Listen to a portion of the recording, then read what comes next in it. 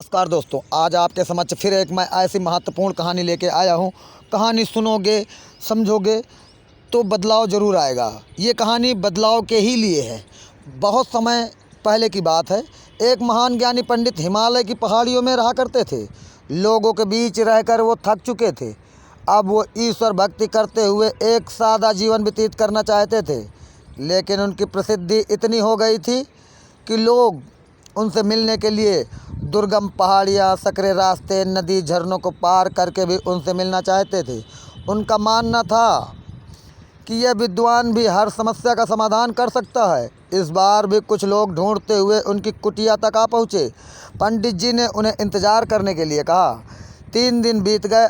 अब और भी कई लोग वहाँ पहुँच चुके थे।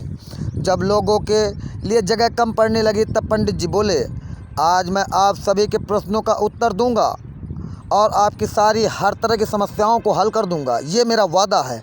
पर आपको वचन देना होगा कि यहाँ से आप जाने के बाद आप किसी और से इस स्थान के बारे में नहीं बताएंगे, ताकि आज के बाद मैं एकांत रहकर अपने समाधान और लोगों की समस्याओं का निवारण आज से मैं ख़त्म कर दूंगा और मेरी पूरी साधना मैं कर सकूंगा।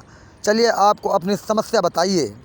यह सुनते ही किसी ने अपनी परेशानी बतानी शुरू की, लेकिन अब भी कुछ शब्द ही बोल पाया था कि इसी बीच में किसी और व्यक्ति ने अपनी बात कहनी शुरू कर दी। सभी जानते थे कि आज के बाद उन्हें कभी पंडित जी से बात करने का मौका नहीं मिलेगा, इसलिए वो सब जल्दी जल्दी अपनी बात रखना चाहते थे। कुछ ही देर में वो वहाँ का दृश्य मछली बाजार जैसा हो गया था और अंततः पंडित जी को चीख कर बोलना पड़ा, कृपया शांत हो जाएं आप सभी लोग। अपनी अपनी समस्याएं अपनी एक पर्ची में लिखकर मुझे दे दीजिएगा। सभी ने अपनी समस्याएं लिख कर आगे बढ़ा दी। पंडित जी ने सारी पर्चियों को ले लिया और उन्हें एक टोकरी में डालकर मिला दिया और बोले, इस टोकरी में एक दूसरे के पास कीजिए। यानी कि इस टोकरी से एक एक पर्ची दूसरों को, हर किसी को एक एक पर्ची दे दीजिएगा।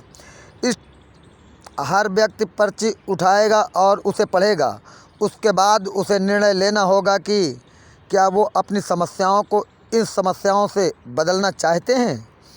हर व्यक्ति एक पर्ची उठाता है और उसे पढ़ना शुरू कर देता है। पढ़ते ही वो सहम जाता है।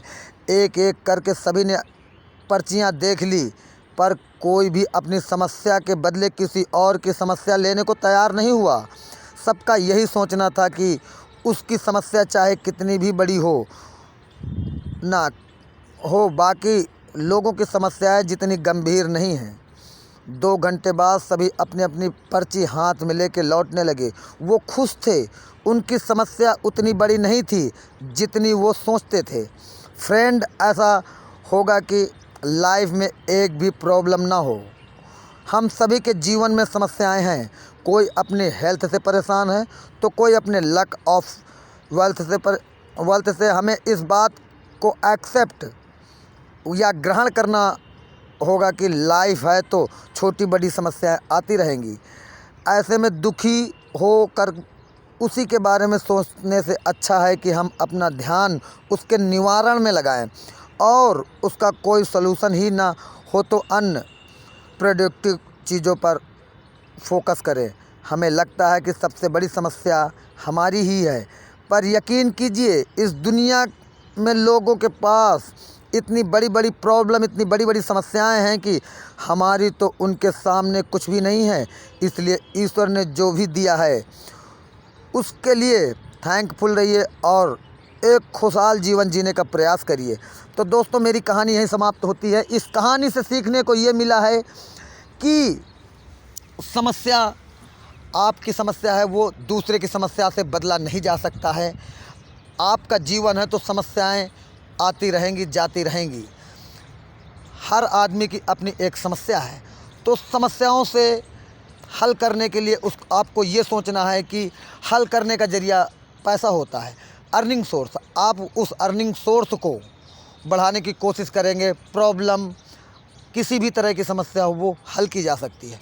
तो दोस्तों, मेरी कहानी अगर समझ में आई हो तो लोगों को शेयर ज़रूर करें और मेरे चैनल पे लाइक सब्सक्राइब ज़रूर करें। ऐसी महत्वपूर्ण कहानियाँ सुनने या देखने के लिए मेरे चैनल पे बने रहें। धन्यवाद दोस्तों।